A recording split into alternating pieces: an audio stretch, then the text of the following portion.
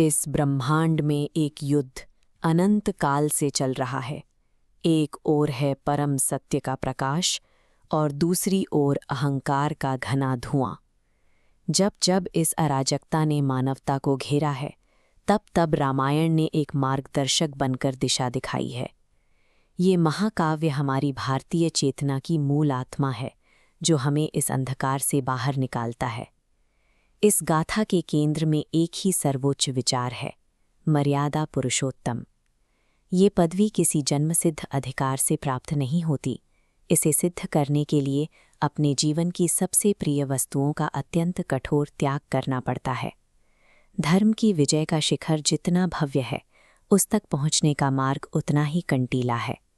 सत्य की इस जीत को समझने के लिए हमें सबसे पहले उस गहन व्यक्तिगत पीड़ा और मूल्य को समझना होगा, जो इसे स्थापित करने के लिए झुकाया गया था। अयोध्या की ओर चलें। एक ऐसा समृद्ध राज्य जहां भौतिक सुखों की कोई कमी नहीं थी।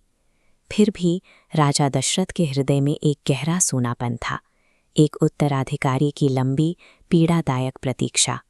अंततः वो प्रतीक्षा समाप्त हुई। पूरा नगर उल्लास के सागर में डूब गया। हर गली, हर द्वार और प्रांगण में एक अद्भुत उत्सव था। श्री राम का जन्म उस परम प्रकाश का भौतिक रूप में धरती पर उतरना था। ये वो प्रकाश था जो मानवता की सारी निराशाओं को दूर करने के लिए अवतरित हुआ था। ब्रह्मांड ने इस आनंद के बीच परम सत्य का बीज बो दिया था।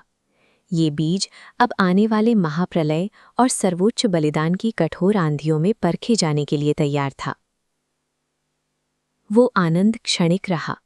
स्वर्ण जड़ित महलों की चमक अचानक दंडकारण्य वन की कठोरता और अंधकार में बदल गई।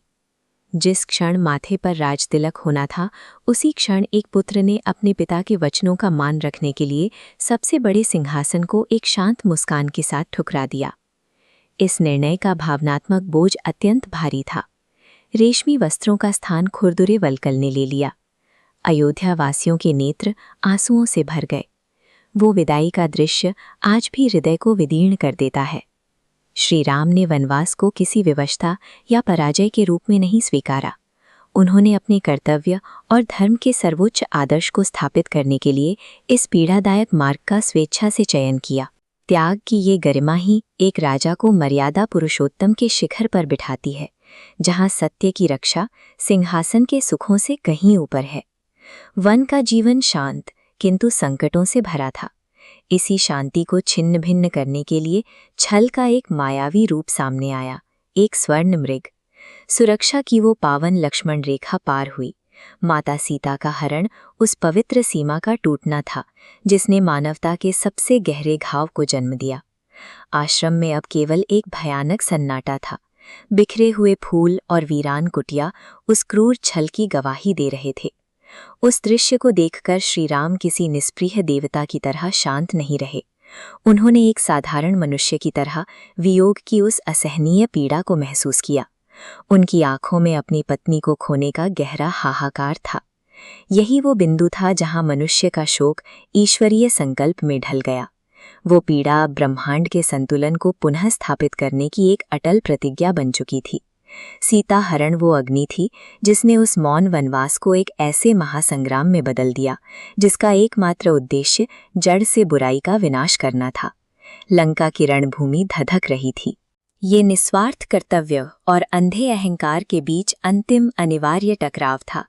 ये चित्र उस अहंकार की संरचना को स्पष्ट करता है। जब शक्ति नैतिकता से विहीन हो जाती है, तो वो शीश पर अत्यधिक भारी हो जाती है। ऐसी शक्ति अपने ही भार से अपनी ही नींव में दरारें पैदा कर लेती है।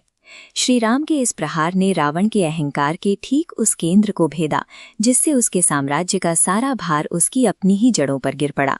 अहंकार का वो ढांचा गिरते ही रणभूमि का अंधकार छटने लगा। काले बादलों को चीरकर सत्य का प्रकाश पूरे संसार पर छा गया। लंका का पतन उस अनिवार्य परिणाम को दर्शाता है, जहां नैतिकता विहीन सत्ता अपने ही आंतरिक बोझ से बिखर जाती है। आज सदियों बाद उस भीषण त्याग और संघर्ष का हमारे आधुनिक जीवन में क्या स्थान है?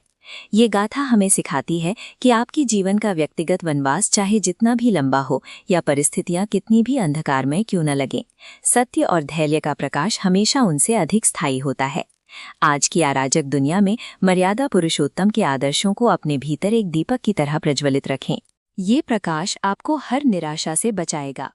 रामायण की सार्थकता हमारे उन नैतिक निर्णयों में जीवित है जिन्हें हम आज की चुनौतियों के बीच हर दिन चुनते हैं।